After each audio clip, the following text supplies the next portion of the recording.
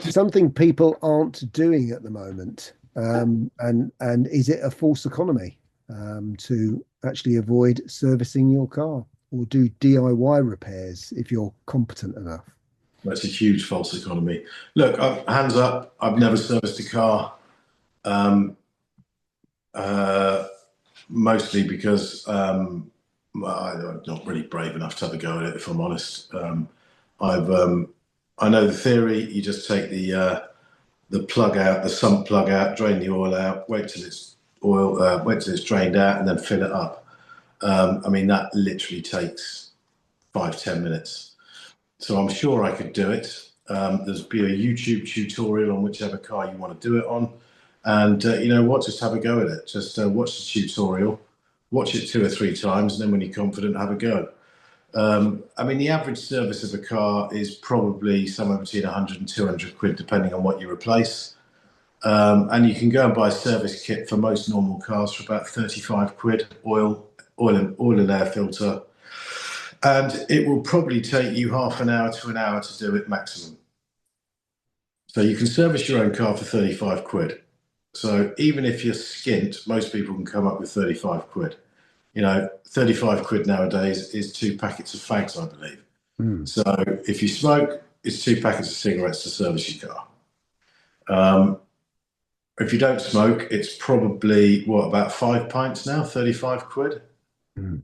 And if you don't drink and you don't smoke and you're still skint, then you need to get to work.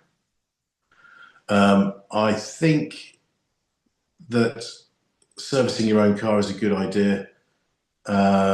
If Yeah, I just think it's a good idea. Maybe I should have a go. Should we have a go at servicing your car? We could video it and everyone would have a bloody good laugh at us. Mind you, I bet you do service your own car, I don't you? have, yeah, no, I have done. I used to do a lot when I was younger. I've actually done less and less as I get older and creaky. But no, yeah, on certain cars it is very, very straightforward, and on a lot of modern cars you've got to remove, covers and so forth, and they make some things a bit difficult now. That's the main problem with modernish cars is that it's a deliberate policy to make it a bit fiddly, or you need a special tool to do Special- really basic stuff. yeah. The special tool thing annoys me because Mm, it's just piss poor design from the outset. There's no yeah, need to make things with a special tool. Make it simple. I suppose that's the one thing about old Land Rovers. They are simple, and old mm, Minis. And the two cars you've got are incredibly simple, yeah, really. Um, so they are made. That's why the military love the old Land Rovers because you can keep them going with a shoestring. yeah. So it's yeah. I would like to. I'd like to have a go. Actually, I must admit, I'd like to have a go. I'm not sure which car I'd served. I've got the old R53 Mini. Mm, Uh, I need to put a new engine in that one. Actually, the header tank's always got rusty water in it because it's got an iron block, and I think the block's gone rusty. So it doesn't matter how many times I have it drained and refilled, it's just rusty again. yeah, So, but I've done a lot of work to that car. It's got uprated intercooler, throttle valves, uprated supercharger, pulley. Everything's been done on that car. It's ridiculously fast, but I need a new block in it. So I think I need to get a new block and then get somebody who knows what they're doing to put the new block in and then transplant everything over from the current engine to the new engine. yeah. Maybe I'll get that done this year because I would like to use that bit more in the summer because it's a lot of fun. So maybe we could do something with that. Mind you, anytime you want to do anything with that R53 Mini, to get to the engine, basically you have to disassemble the whole front end. So the bumper, everything's got to come off, and then you Mm. can get to the engine, which is quite an interesting thing to do. So, right, 1 in 4 drivers have attempted DIY vehicle repairs rather than paying a professional. Okay. Well, that seems quite high to me. Yeah, I don't think I can't believe it's as high as that. No, I don't either. No. I think they've probably surveyed about 6 people outside Sainsbury's on a Sunday morning. Yeah.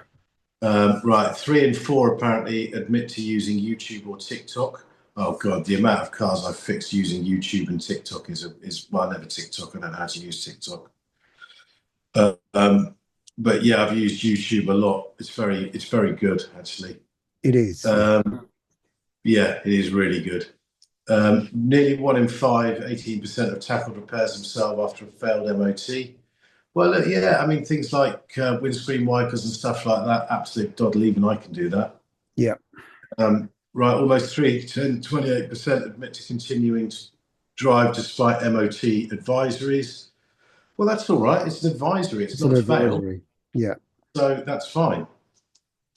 It goes on to say that they've carried on driving due to high repair costs. Well, the only thing you've got to bear in mind is if it's been advised and you carry on driving it due to a high repair cost, start saving your money now while you're driving. Yeah. Because the next MOT, it's likely to fail, and that high repair cost is now going to be an even bigger repair cost. Yeah. So it's fine to ignore it, just start saving some money, bear it in mind, and make sure that you can do it at the next MOT.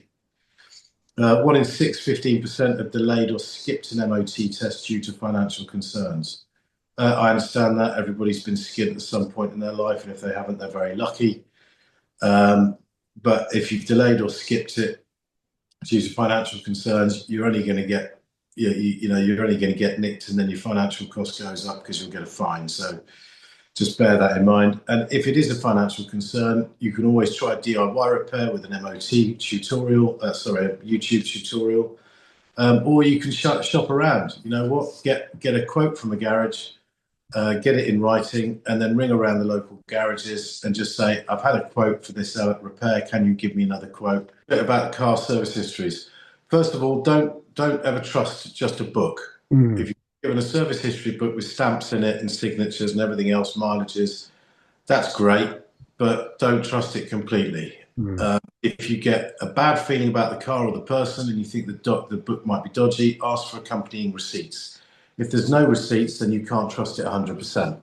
Yeah. But again, you know what, if you drive the car, this is where experience comes in. If I look at a service history, I can get in a car, pretty much know if it's been serviced straight away. I'll know if it feels baggy, if the steering's a bit iffy, it can get tired and it's a bit dead off center. Look at the pedals. Are the pedals worn? Are the rubbers on the pedals worn? If they're brand new and the car's done 150,000 miles, then you've got to wonder, have they been replaced? But again, we're going to do a long series of videos on this and get into each individual thing on each video and give you guys basically a series of videos, and you can just pick. So it's going to be choosing a car. And choosing it is so important. Is it fit for purpose? Is it going to do the job? So that's, yeah, but we'll get into that. We're going to start that next week, I believe, aren't we, James? Yes. Good. Okay. So yeah, but there's a lot to do with buying a car, and we will teach everybody what we know. Please like and subscribe.